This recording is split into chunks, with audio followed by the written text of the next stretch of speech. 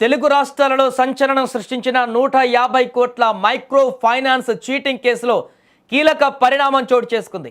గత కొంతకాలంగా పోలీసులకు చిక్కకుండా తప్పించుకు తిరుగుతున్న ప్రధాన నిందితుడు రమావత్ మధును సైబరాబాద్ పోలీసులు చాకచక్యంగా అదుపులోకి తీసుకున్నారు. ఈ అరెస్టుతో ఈ భారీ స్కామ్లో ఎవరెవరి ప్రమేయం ఉందనేటువంటి అసలు నిజాలు త్వరలోనే వెలుగులోకి రానున్నాయి.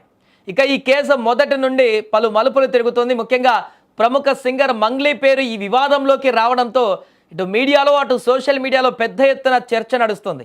ఈ క్రమంలోనే హైకోర్టు అడ్వకేట్ సుబ్బారావు ఈ కేసును అత్యంత ప్రతిష్టాత్మకంగా తీసుకున్నారు. బాధితుల తరపున పోరాడుతున్న సుబ్బారావు ఈ స్కామ్లో మంగ్లీ ఆమె తమ్ముడి పాత్ర ఉందంటూ సంచలన ఆరోపణలు చేయడంతో ఈ కేసులో తెలుగు రాష్ట్రాలలో హాట్ టాపిక్గా మారింది. ఇక రమావత్ మధు అరెస్టు కావడం ఈ కేసులో అత్యంత కీలకమైన పరిణామంగా మారింది. మైక్రో ఫైనాన్స్ పేరుతో అమాయక ప్రజల నుంచి సుమారు 150 కోట్లు వసూలు చేసినట్లుగా మధుపై ఆరోపణలు ఉన్నాయి. సైబరాబాద్ పరిధిలో ఇతనిపై ఇప్పటికే పలు కేసులు నమోదయ్యాయి. ఈ కుంభకోణం బయటపడగానే మధు అజ్ఞాతంలోకి వెళ్ళిపోయాడు. అయితే పోలీసులు సాంకేతిక పరిజ్ఞానంతో అతన్ని ట్రేస్ చేసి అరెస్టు చేశారు. మధు అరెస్టుతో ఇప్పుడు దర్యాప్తు వేగం పుంజుకోనుంది. మంగ్లీ సోదరుడికి ఈ స్కామ్తో ఉన్న లింకులేమిటి, మధు వెనుక ఉన్న ఇతర పెద్దలు ఎవరు, వసూలు చేసిన కోట్లాది రూపాయలు ఎక్కడికి తరలించారు అనే ప్రశ్నలకు త్వరలోనే సమాధానాలు దొరకనున్నాయి.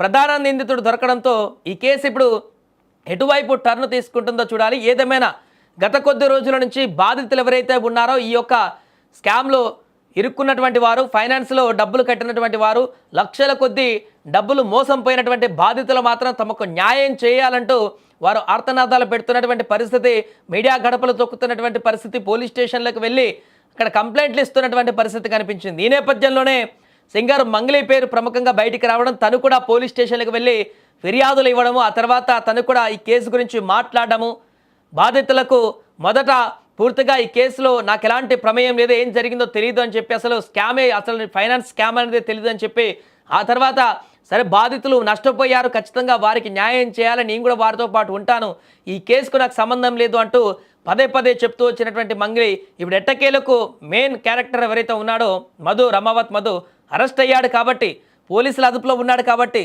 తను ఎలాంటి ఇన్ఫర్మేషన్ ఇస్తాడు, తనకు మంగ్లీకి ఉన్నటువంటి రిలేషన్ ఏంటి, ఎక్కడ పరిచయం ఏర్పడింది, ఈ కంపెనీ ఫైనాన్స్ కంపెనీతో వీరికి ఏమైనా అటాచ్మెంట్స్ ఉన్నాయా, ఎక్కడైనా డబ్బులు ట్రాన్స్ఫర్కి సంబంధించినటువంటి ఆధారాలు ఏమైనా దొరుకుతాయా, మంగ్లీ తమ్ముడికి ఈ రమావత్ మధుకున్నటువంటి సంబంధాలేంటి, వీరందరూ కలిసి బయటికి వైరల్ అవుతున్నటువంటి ఆ డబ్బుల కట్టల విజువల్ ఎక్కడిది, దీనికి సంబంధించిన అన్ని వివరాలు కూడా పోలీసుల దర్యాప్తులో ఇప్పుడు బయటికి రానున్నాయి. దీంతో మరికొద్ది రోజుల్లోనే ఈ యొక్క 150 కోట్ల భారీ స్కామ్కు సంబంధించినటువంటి కేసులో ఒక కంక్లూజన్ అయితే వచ్చేటువంటి అవకాశం కనిపిస్తుంది.